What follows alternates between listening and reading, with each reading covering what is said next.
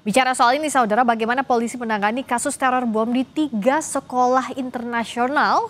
Kita ulas bersama penasihat ahli Kapolri Irjen Purnawirawan Arianto Sutadi. Selamat malam Pak Arianto. Selamat malam Mbak Rizka, selamat malam Pak Profesor. Selamat malam. Yang jadi prihatin untuk kita semua, dalam waktu berturutan ada teror ancaman bom terhadap 3 sekolah di Jakarta dan Tangerang. Bagaimana keseriusan polisi harus mengusut ini? Karena kalau ancaman setelah disisir tidak ada bom, tapi bukan berarti itu semuanya aman begitu saja kan Pak Arianto? Ya, ya ini merupakan tantangan ya. Ini modus baru ini ya.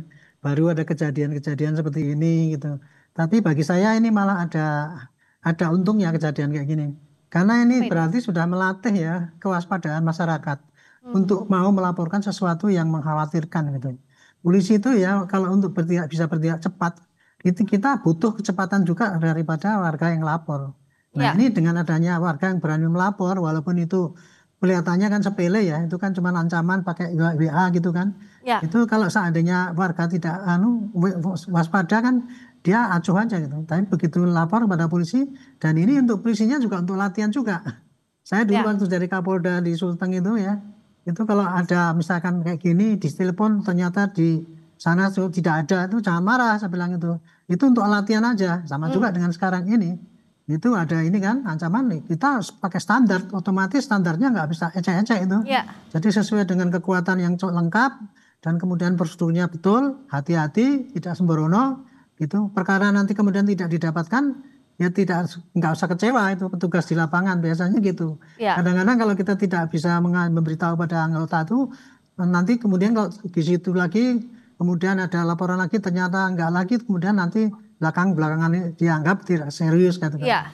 Nah, ini jadi kejadian ini menurut saya ini merupakan atulah kewaspadaan, meningkatkan kewaspadaan dari masyarakat dan juga aparatnya. Ada atau tidak, ini harus ditangani dengan standar yang sama, dengan keseriusan yang sama ya Pak Arianto. Tapi kalau kita lihat polanya, ini kan masih sambil diusut. Tapi apakah ada kemungkinan pelakunya sama? Karena berturutan di 3 sekolah berbeda dalam waktu yang tidak jauh berbeda begitu. Ya, kalau toh tidak pelaku yang sama, paling tidak kelompoknya ya. Ini kan itu kan modusnya kan dia mengirim WA. Tadi katanya WA-nya dari luar dan sebagainya. Apakah itu betul, apakah itu manipulasi? Kan sekarang zaman teknologi, saya sendiri gaptek ya, tapi kemajuan teknologi itu semua bisa artifisial, bisa merubah semuanya gitu. Nah ini menjadi tantangan dari polisi. Ini dengan adanya 3 kejadian ini dan kemudian ternyata nihil, ini anggap sebagai suatu latihan, itu kayak gitu. Nanti sehingga kalau ada yang serius, kita betul-betul sudah waspada gitu. Nah, ini kan polisi kan kemarin kan langsung melacak ya, melacak cyber yang berangkat ke sana kan Jibom itu yang menjinakkan bom untuk menghilangkan ancaman. Tetapi kalau untuk pelakunya itu pakai cyber itu yang bisa mampu mendeteksi itu gitu. Sekarang saya dengar tadi dari Kapolresnya memang lagi dilacak oleh cyber itu untuk yang siapa ngirim dan sebagainya itu. Ya, jadi pasti harus dari luar negeri itu. Jadi kalau di dalam negeri udah langsung ketangkap itu. Iya, tapi bisa jadi itu nomor luar negeri, bisa jadi tidak di luar negeri posisinya. Bisa jadi. Bisa jadi begitu ya Pak Arianto ya? Iya, karena kecanggihan AI itu. Ya, tapi ini bisakah dikatakan sebagai modus baru untuk ancaman bom di sekolah ini Pak Arianto? Sepanjang ini saya baru dengar ini ya, Pak, akhir-akhir ini ya. Yang namanya teror itu kan dulu kan kalau kegiatan teror itu kan untuk menimbulkan kengerian ya itu ya. Supaya dengan perilaku yang sepele tetapi kemudian menimbulkan kengerian. Padahal kita di dalam menangkis itu pemerintah sudah bagus tuh. Contoh dulu ya kalau ada orang ngomong teriak ada bom di pesawat. Sekarang kan langsung itu hukumannya kan berat itu. Nah sejak ada itu kan nggak ada gitu ya. Nah ini sekarang ini di sini ini dia di darat kan sekarang ini ya. Ini seperti modus baru ya itu. Kalau menurut saya ini kayaknya semacam test the water gitu loh. Mereka itu lakukannya kayak gitu itu. Jadi, apalagi kan sekolah kita tahu ini daerah yang sangat rawan. Ada anak-anak di sana, ada guru di sana. Hampir dipastikan warga sipil yang kita katakan lemah gitu. Nah itu bagaimana sih Pak Arianto sebenarnya? Apakah perlu kita jadi pasti khawatir orang tua. Apakah perlu pengamanan yang lebih misalnya di sekolah dengan adanya kejadian ini atau seperti apa? Saya kira tidak usah. Jadi begini, dari pengalaman yang ada ternyata itu kan hanya warning kayak gitu dan setelah dicek tidak ada gitu ya. Jadi orang tua mestinya sekarang tidak perlu khawatir lagi dengan itu, sepanjang masih ada kecepatan daripada warga yang waspada itu tadi gitu. Karena kalau kita jadi waspada, kemudian khawatir nggak mengirimkan sekolahan, kan rugi sendiri itu. Kita dipermainkan sama orang-orang yang bermain-main kan gitu kan. Ya. Dan sekarang ini yang penting adalah tetap kewaspadaan tinggi, kecepatan laporan tinggi, dan polisinya kecepatan datang itu gitu.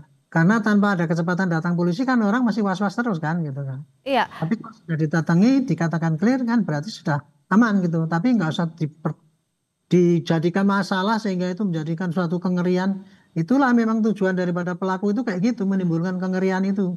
Kita masih membahas soal kasus teror bom di 3 sekolah internasional bersama penasihat ahli Kapolri Irjen Purnawirawan Arianto Sutadi. Pak Arianto, apakah memang targetnya sekolah tertentu karena memanfaatkan ketakutan tadi untuk tujuan teror? Ya, secara teoritis ya Mbak, definisi daripada teror itu adalah suatu kegiatan ya yang menimbulkan efek kengerian yang sangat meluas. Jadi modus operandi ataupun cara-cara bergerak daripada terorisme itu adalah bagaimana cara menggunakan akal ataupun tindakan yang simpel, tapi dampaknya luas sekali. Nah, kalau ini kan dampaknya luas karena apa? Di sekolahan itu kan tempat orang yang khawatir ya dengan namanya. Sehingga kalau dia ada yang terluka dikit aja beda, kalau itu kemudian pada orang-orang dewasa kan efeknya kan lebih besar kecil. Yang kedua ini internasional itu. Sasaran internasional itu Bu, kalau sampai terjadi dampaknya gaungnya kan bukan hanya di Indonesia aja gitu. Sampai di luar ini. Ya itu ciri-ciri pada aksi teror gitu. Makanya dia selalu berusaha mencari dampak yang tinggi walaupun dengan kegiatan yang sangat simpel. Biasanya begitu sih ya yang dilakukan gitu. Iya, tapi untuk melacak pelakunya bukan hal yang mustahil dengan kemampuan tim siber kita, Pak Arianto. Kalau ini ya kita melacak pelakunya melacak pelakunya itu ya harus bisa menemukan penemunya yang pengirim itu kan, pengirimnya itu. Nah, ini jadi kecanggihan kita di cyber. Nah, padahal peningkatan digital itu kan sangat dahsyat ya, kemajuan teknologi itu ya. Padahal kita tahulah kemampuan aparat kita terbatas untuk itu. Makanya ini juga harus membutuhkan perhatian juga para pemegang kendali pemerintah ini, bahwa tantangan yang dihadapi itu demikian tinggi. Apabila aparat tidak dipersenjatai dengan yang memadai, maka nanti yang menanggung risiko adalah rakyatnya. Gitu, seperti itu. Iya. Dan kalau dari pelaku Anda melihat memang sudah mempelajari ya untuk di 3 sekolah internasional ini dengan modusnya sama, mengirim pesan ancaman baik itu email maupun dari pesan singkat, Pak Arianto. Ya, kalau saya lihat ya ini kenapa kok sekolahan gampang menjadi sasaran. Nomor satu tadi ya, dampaknya kan besar ya. Dan kemudian mudah karena apa? Di papan-papan sekolahan itu kan ada nomor WA-nya itu, Bu. Jadi di satu sisi itu mempermudah itu, ini langsung aja.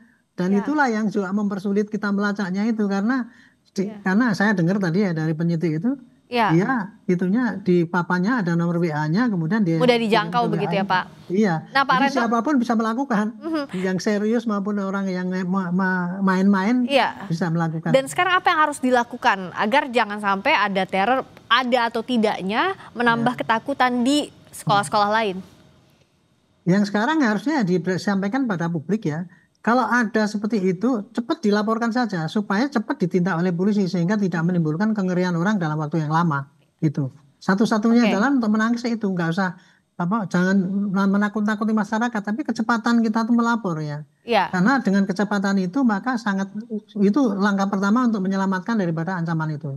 Jika ada ancaman, kecepatan melapor itu yang penting. Betul, penanganan dari pihak sekolah meskipun kondisinya pasti ada kepanikan, tapi setidaknya kecepatan melapor dan harus tahu melapor kemana itu ya Pak Arianto. Terima kasih penasihat ahli Kapolri Irjen Purnawirawan Arianto Sutadi. Masih, selamat malam Mbak. Selamat malam.